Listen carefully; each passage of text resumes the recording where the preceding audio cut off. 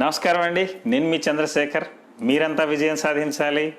మీ విజయ గాథలో, మీ విజయయాత్రలో సమాజంలో నేనుండాలి, మీ దాంట్లో కూడా నాదొక చిన్న పాత్ర ఉండాలి అనే ఒక చిన్న ఆలోచనతో మీ ముందుకు వచ్చి నేను చేస్తున్న ఈ ప్రయత్నాన్ని అందరూ ఆదరిస్తారు అనే ఉద్దేశంతో నేను మీ ముందుకు వచ్చాను. సో ఇవాల్టి అంశం ఏంటంటే, మన జీవితాలను మార్చుకోవడం అనేది మనకు తెలిసినా మనకు అవరోధంగా నిలుస్తున్న అంశాలని జయించాలంటే ఒక చిన్న టూల్ వాడితే సరిపోతుంది. That tool is nothing but diary, దినచర్య. ఈ దినచర్య చాలా కాలం నుంచి మన పెద్దలు చాలామంది అవలంబిస్తూ వస్తున్నదే. కానీ నేను చెప్పబోయే మార్పులు ఏంటి దాంట్లో? రైట్, ఏమిట్రా అంటే, ఒక్కళ్ళని అంటే తనను మార్చుకునే దిశగా డైరీని వాడుకోవచ్చు అనేదే నా అభిప్రాయం. నేను నా జీవితంలో సక్సెస్ అయ్యాను. చాలా సున్నితమైన అంశం ఏంటంటే, ఒక చిన్న అంశం చెప్తాను. ఈ రోజున జరుగుతున్న ఒక కార్యక్రమం మీద మనకు కలిగిన అభిప్రాయానికి 10 రోజుల తర్వాత మళ్ళీ అదే అభిప్రాయంలో మార్పులు వస్తే దేన్ని ప్రామాణికంగా తీసుకోవాలి? మొదటి రోజున మనం అనుకున్నదే, ఈ రోజున మనం అనుకున్నదే? ఇదే కీలకం ప్రతి విషయానికి కూడా. అంటే ఇంకా విపులంగా వెళతాను. తార్కికంగా చెప్తే చాలామందికి ఇబ్బంది కలగచ్చు. ఈ రోజున మంచి అనుకున్నాం, లేదా ఒక పని మనకు మంచిదిగా తోచింది. మళ్ళీ ఒక 20 రోజులు 10 రోజుల తర్వాత దాని గురించి తెలుసుకుంటూ పోతుంటే దాంట్లో లోతుపాతులు, కష్ట నష్టాలు అర్థమయ్యాయి మనకి. ఆ అర్థమైన ఆ సందర్భంలో దాంట్లో మంచి చెడుల కోణం మనకి మొదలైంది. అది చెడు అనిపించింది. సో మొదటి అంశాన్ని నమ్మాలా, రెండో అంశాన్ని నమ్మాలా అంటే, ఫస్ట్ రోజు అనుకున్నది నమ్మాలా, 10 రోజుల తర్వాత మనకు కలిగినది నమ్మాలా అంటే ఆబ్వియస్గా మీరు క్లియర్గా చెప్తారు, 10 రోజుల తర్వాత నేను ఎప్పుడైతే మొత్తం తెలుసుకున్న తర్వాత అనిపించిందో దాన్నే కదండి బేస్ కావాలి అని.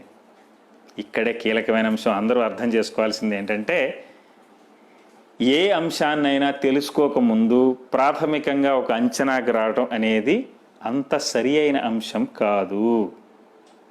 ఈ అంశాన్నే, ఉదాహరణకి, ఈ డైరీని నీ అంతరంగం అనే జడ్జి ముందు ప్రదర్శించే విధంగా ఉండాలి. పాల లెక్క, పెరుగు లెక్క, నువ్వు ఇచ్చిన బాకీలు, నువ్వు తెచ్చుకున్న బాకీల విషయానికి వస్తే డైరీతో నువ్వు సాధించేదేం లేదు మిత్రమా. జస్ట్ నీ మెమరీని కాకుండా ఒక సెకండరీ మెమరీగా డైరీని వాడద్దు. నిన్ను నువ్వు సంస్కరించుకునే దిశగా డైరీ వాడుకునేటట్లయితే చాలా చిన్న టిప్స్తో మనం ఆదర్శవంతమైన మనుషులుగా, ఒక మనిషిగా మార్చే అవకాశం ఉంది ఈ డైరీ ద్వారా.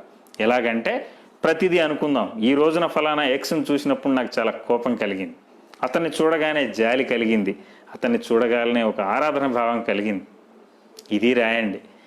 మళ్ళీ కాలగమనంలో మళ్ళీ ఫలానా ఎక్స్ ఎదురైనప్పుడు నీకు అనిపించిన అంశాన్ని ఒక్కసారి ఫైనలైజ్ చేసే ముందు 20 రోజుల క్రితం నువ్వు అదే ఎక్స్ అంశాన్ని గురించి ఏం రాసుకున్నావో అది ఒక్కసారి పునరాలోచించండి. అప్పుడు మాత్రమే మీ దృక్పథం సరి అయిన దిశగా వెళుతోందా లేదా. అంటే ఆ రోజు మీకు అతని మీద జాలి కలిగింది, లేదా అతని మీద ఆరాధనాభావం కలిగింది అంటే, నిజంగా ఒక 20 రోజుల తర్వాత తన గురించి తెలుసుకున్న తర్వాత మీరు అనుకున్న ఆరాధనాభావం కరెక్టే అనుకోండి, అతనిలో అంత మంచి విశిష్ట గుణాలు ఉన్నాయే అనుకోండి. అప్పుడు మాత్రమే మీరు ప్రాథమిక అంచనాలకు దగ్గరగా ఉన్నట్లు. ఐ థింక్ పర్స్పెక్టివ్నెస్, మీరు ఏదైతే చూస్తున్నారో ఈ పర్సెప్షన్ అనేది ఎంత సమర్థవంతంగా ఉంది అని తెలుసుకోవడానికి ఈ డైరీ అనేది ఒక సమర్థవంతమైన ఆయుధం అని చెప్పడమే నా ఉద్దేశం. ఇది రకరకాల అంశాల్లో. నా జీవితం విషయానికి వస్తే, ఒకప్పుడు నాకు నవ్వడం తెలియదని నా మిత్రులు చాలామంది అనేవాడు. నేను డైరీలో రాసుకున్న తర్వాతనే నాకు అర్థమైంది ఏంటంటే, నిజంగానే నేను నవ్వట్లేదు అని. కానీ నేను మనసా వాచా కర్మణ వారి బాగునే కోరుకున్నానే. మరి నా మంచితనాన్ని వాళ్ళు ఎందుకు అర్థం చేసుకోలేకపోతున్నారని తెలుసుకున్నప్పుడు నా ముఖంలో ఉన్న చిన్న చిన్న భావాల మార్పులు దీనికి కారణం అని అర్థమయ్యాయి. నిజంగా మీరే ఇంట్లో కూర్చున్నారనుకుందాం. ఒక చిన్న ఎగ్జాంపుల్ చెప్తాను. మీరే ఇంట్లో కూర్చున్నారు, మీ తండ్రి గారి స్నేహితుడు వచ్చాడు.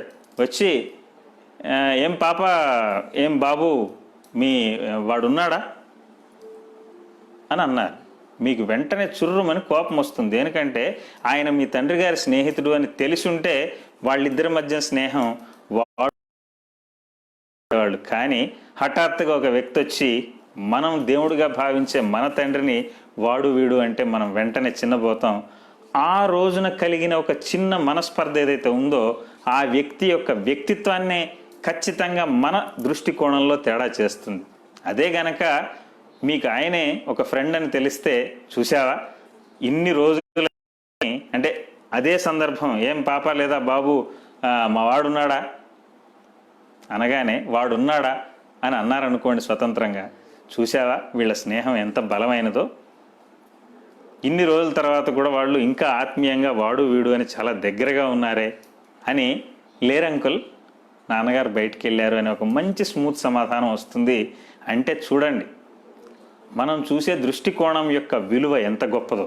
సో ఈ చూసే ఫస్ట్ ఇంప్రెషన్ని మెరుగ్గా మెరుచుకోవాలనుకున్నప్పుడు ప్రతి సందర్భాన్ని రికార్డ్ చేసుకోవడం, దానిలో మన మొదటి సందర్భం యొక్క కెపాసిటీ మనలో ఎంత పనిచేస్తుంది అంటే ఫస్ట్ ఇన్స్టెన్స్ని ఎంత బాగా జడ్జి చేయగలుగుతున్నాం అనే ఒక అంశాన్ని మనం డైరీ ద్వారా తెలుసుకోవచ్చు. ఈ డైరీని రాసి అందరూ తనని తను నిర్మించుకునే క్రమంలో చక్కటి ఆశావహ దృక్పథం, that is in bringing up yourself with a positive note and positive attitude is very much possible with a diary. So I think మీరందరూ కూడా మీ కార్యాచరణని మొదలు పెట్టే ముందు మీ నిర్ణయాలన్నీ, మీ అభిప్రాయాలన్నీ ఈ డైరీ ద్వారా మీకు మీరు ఆత్మవిమర్శ చేసుకునేందుకు వాడుకుంటారని, ఈ ప్రయత్నం అందరికీ ఉపయోగపడాలని ఆశిస్తూ మీ చంద్రశేఖర్.